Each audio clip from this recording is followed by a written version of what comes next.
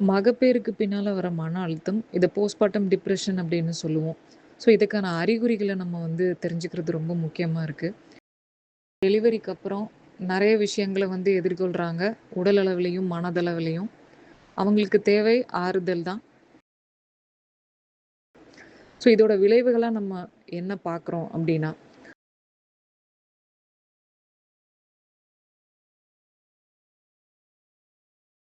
இது எப்ப வர்றதுக்கான வாய்ப்பு இருக்கு? குழந்தை பொறந்த முதல் அல்லது 2வது வாரத்துல அல்லது 1 மாதம் கழிச்சு கூட இந்த அறிகுறிகள் தெரிய ஆரம்பிக்கலாம். இந்த அறிகுறிகளோட தீவிரத்தன்மை 1 மாசத்துக்கு மேல இல்ல பல மாதங்கள் நீடிச்சா உதாசீனப்படுத்தாதீங்க. இத உடனே கவனிக்கணும். மனநல ஆலோசனை கண்டிப்பா அவசியம் தேவைப்படும்.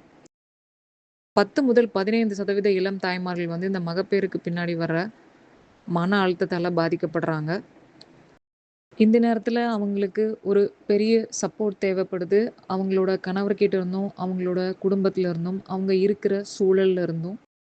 இந்த நேரத்துல அவங்கள நம்ம குற்ற உணர்வுக்குள்ள தள்ளாம, அவங்கள பழி சொல்லாம, அவங்களுக்கு எந்த வகையில சப்போர்ட் பண்ணலாம் அப்படின்றத யோசிச்சா, ஒட்டுமொத்த குடும்பத்துக்குமே பார்த்தீங்கன்னா, இது ஒரு சந்தோஷமான ஒரு தருணமா அமையும். இது போல் பயனுள்ள வீடியோஸை பார்க்க ஹாப்பி மனம் சேனலை சப்ஸ்கிரைப் பண்ணுங்கள்.